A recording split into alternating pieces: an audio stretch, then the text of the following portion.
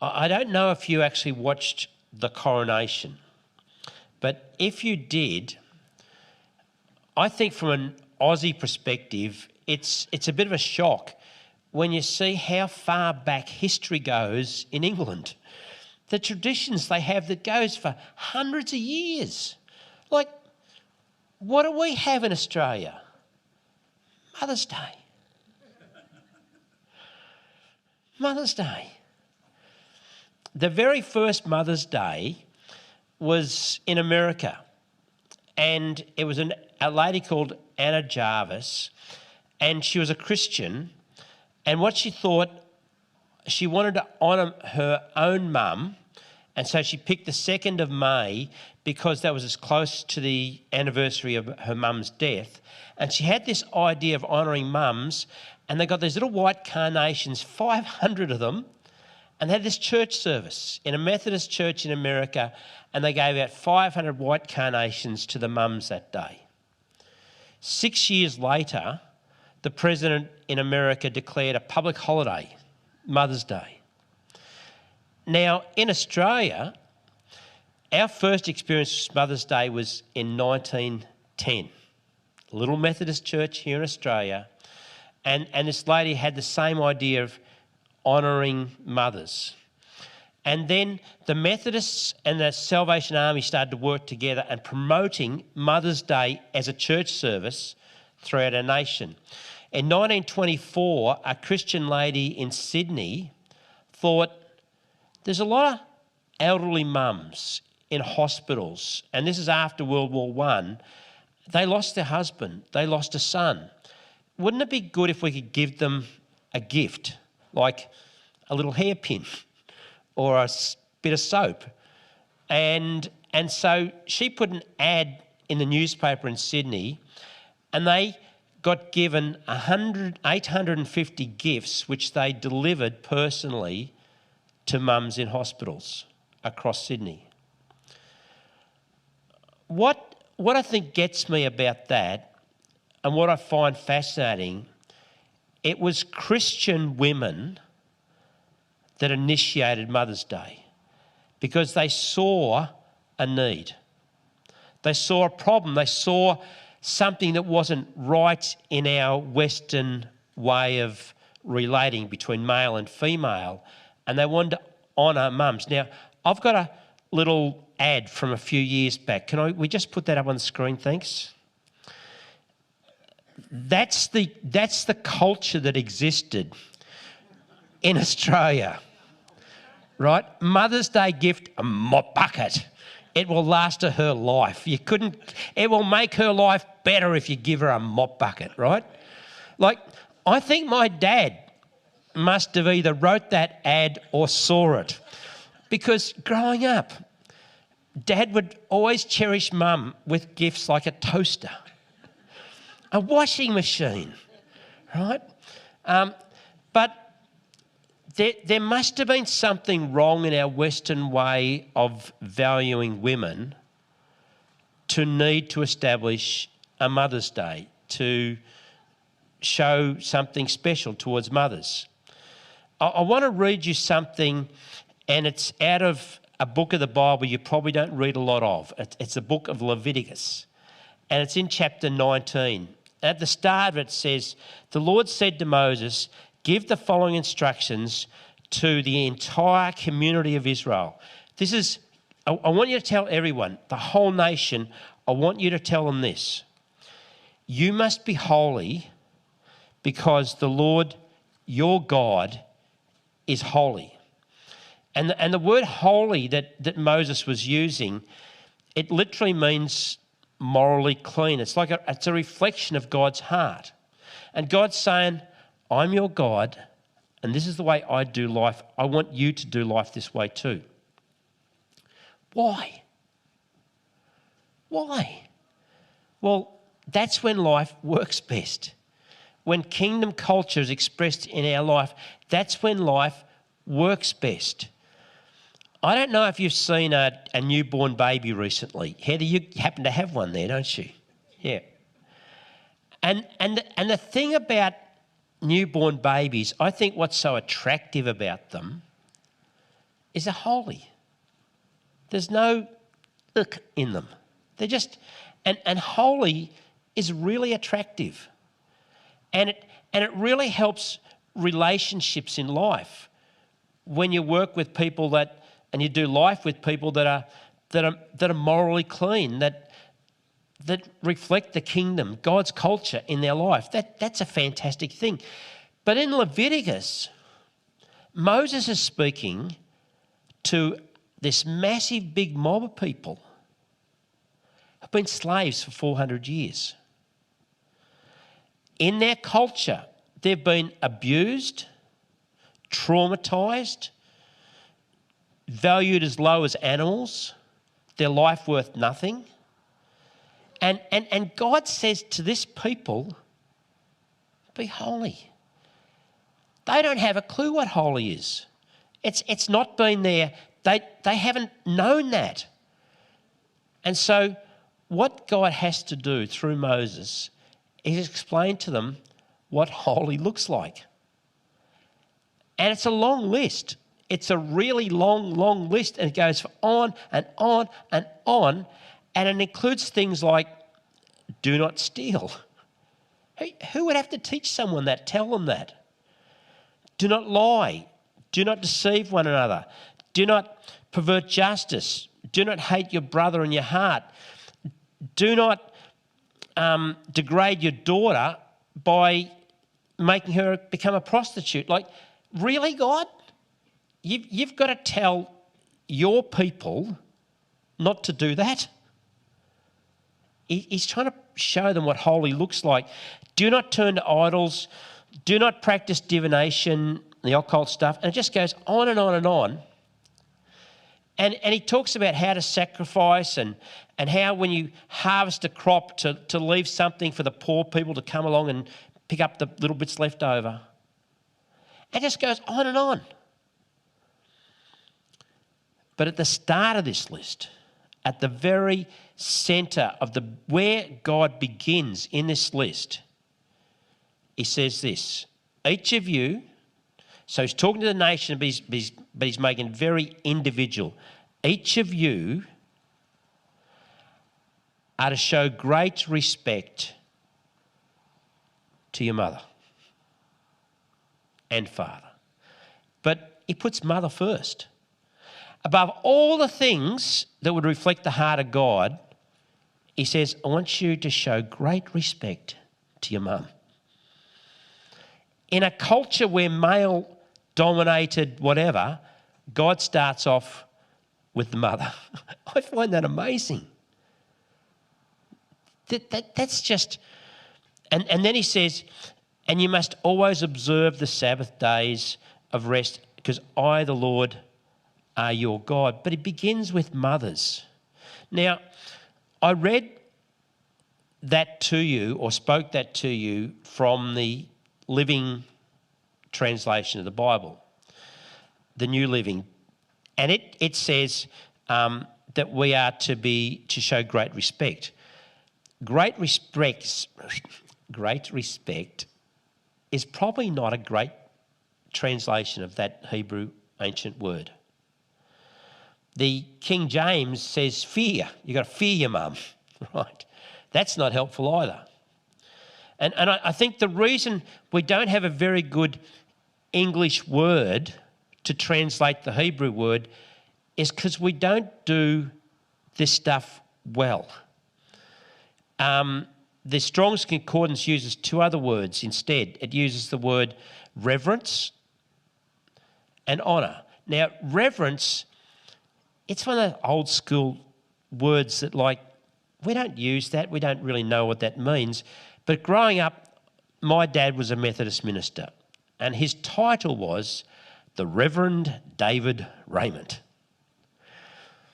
And that began in the 1500s, in the 15th century, as a way of showing honour to clergy. By the 17th century, that was stuck in concrete. It was the Reverend, and it was a way of showing reverence to a person who led a church because of their position. I don't think that we actually do honour very well in this country. And honour and respect are different things.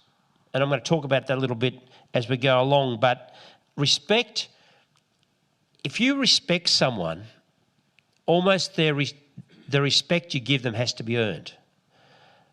But honour is different because honour can actually be given. And God has calls us to honour, and it doesn't require being earned. And when God took this big list, he then thought, oh, that's a long list. No one will ever remember that. I'm going to make it just 10. And he gave us the big 10. And the first 4 of the big 10 is about how to relate to God. And the next bit is how to relate to each other.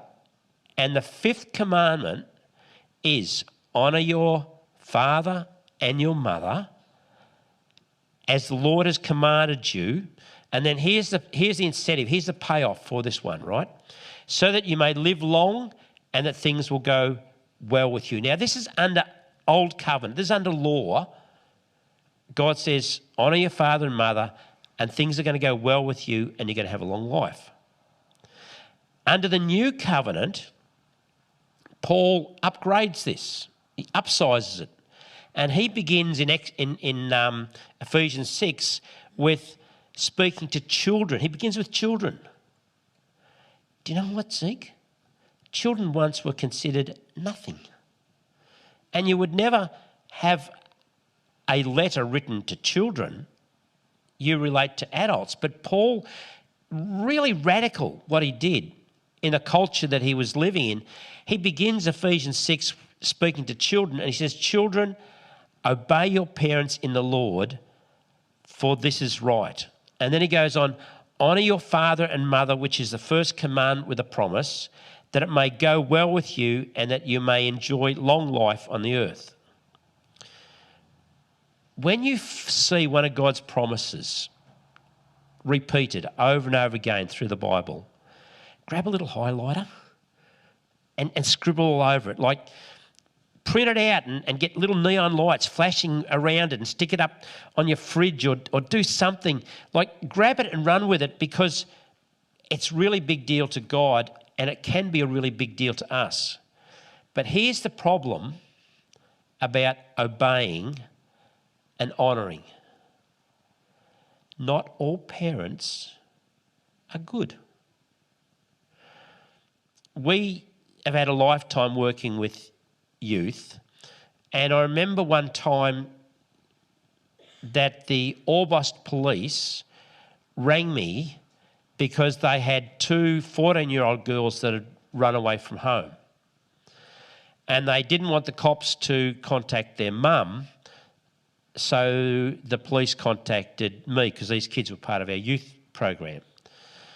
And so I can remember ringing the mum, and she lived just over here in East Bairnsdale there. And I said, your daughter and a friend have decided to run away to Sydney. And the police have picked them up as they're hitchhiking between Bairnsdale and Orbost, and they're now at the police station in Orbost. Do you want me to take you up there to pick your daughter up? And she says, no, just leave her there. She said, the best thing that could happen for her would be to be bashed and to be abused. She didn't use that word.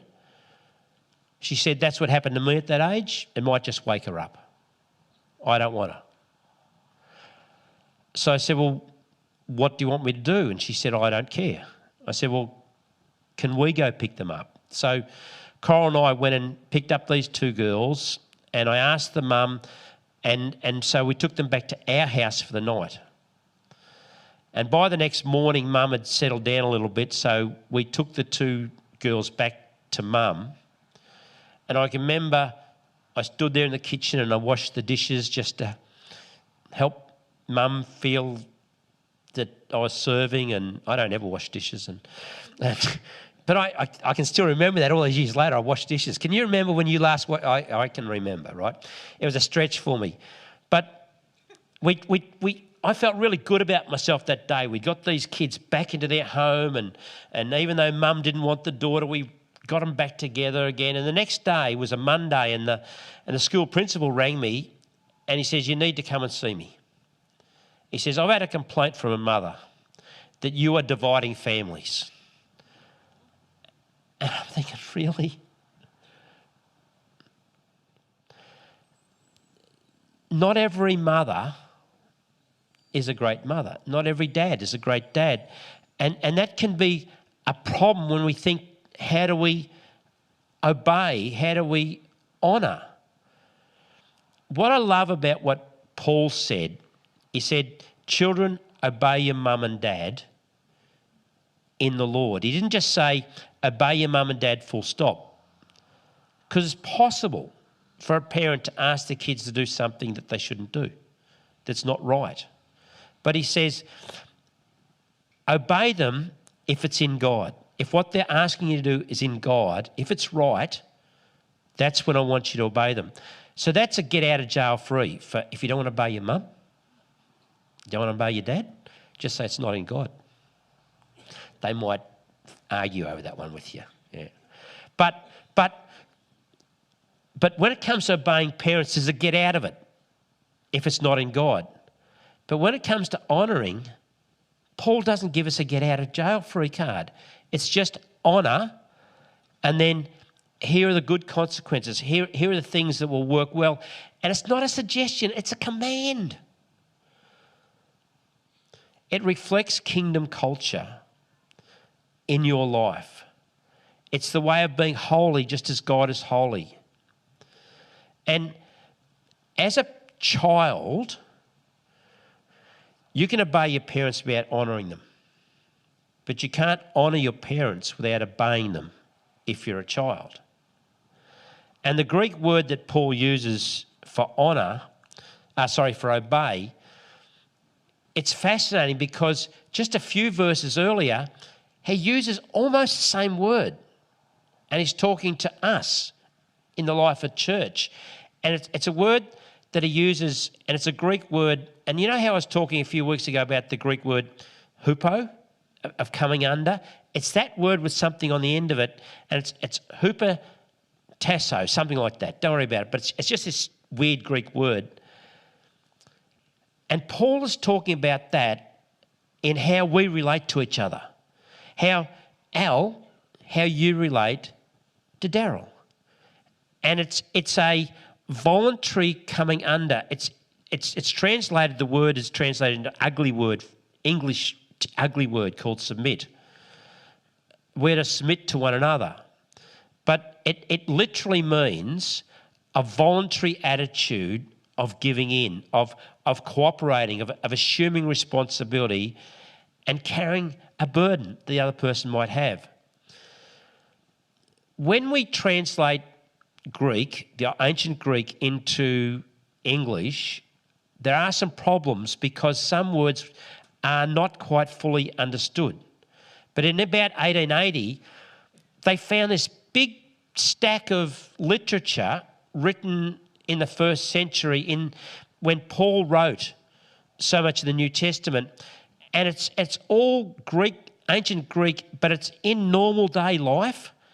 And since 1880, they've been grabbing all this stuff out of there and discovering what some of these words really mean in the context and the time. And that word that we have, this hupotasso, that we translate submit, more correctly should be actually translated support. You know, when God created Eve for Adam as his helper, Paul says we are to support one another in the life of a church, and wives are to support husbands. And we've thrown this submit word in, and even that we have a bit mixed up in our understandings, our Western way of thinking. But Paul is talking about to adults how to relate to each other, and then he gets to children, and he nearly uses the same word, but it's hupo kuko. I'm glad I'm not a Greek person, right? But it's nearly the same word, but it's not.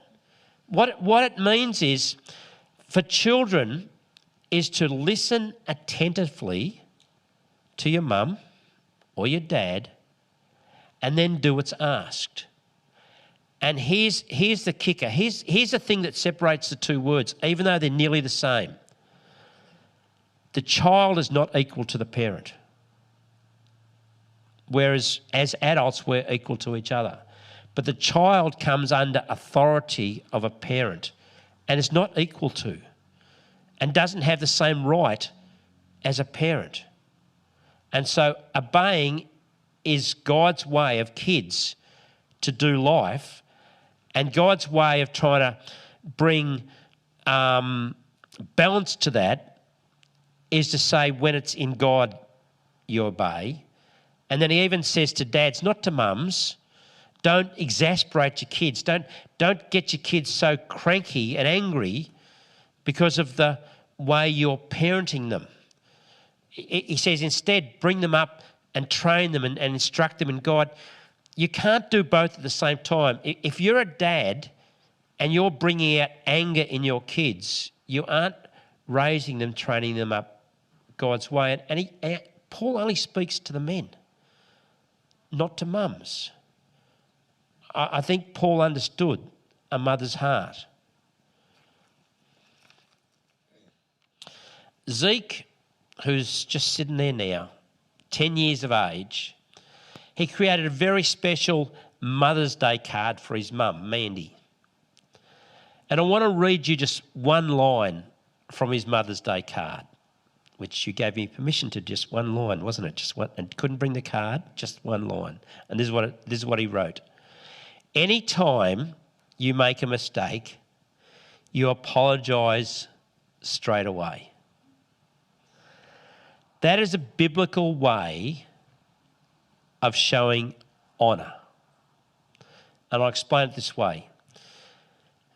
As Aussies, we began as a nation in a convict culture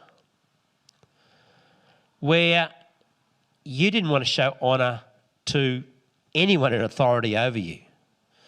Only 103 years before I was born, 22 diggers and 6 soldiers were killed in the Eureka Stockade as a stance against the corruptness and the injustice of the licence system for gold mining, for the wrong ways the police were acting. And we just don't want to, in our Aussie way, we don't want to show honour to those in authority over us. But God calls us to honour fathers and to mothers. The thing is, we don't have a very good understanding of the word honour because we see it through a Western culture. And what I want to do, as I just finish up, I want to show you what honouring your mother, and we're just going to focus on mothers today, on what honouring your mother actually looks like. The Hebrew word is a word that means weight, heaviness. And it's a word picture of a set of scales. You know the old scales where you have like a thing on this side, a thing on this side? And to honour your mother is to look at all her strengths and put them on one side, and then look at all her weaknesses and put them on the other side, and not to sit in judgment over all her flaws, but to give grace and to forgive and to set her free from that. See, obeying is for children, and children means under your roof. That's the biblical concept, under your roof. But honouring, it's for life. And you can honour a mum or a dad even if they have died. Because honouring is for your benefit. Sure, who's a mum in here that would love it with your kids obeyed always, every time, without arguing, every time? Wouldn't that be wonderful? Hey, fantastic. That's not the real world.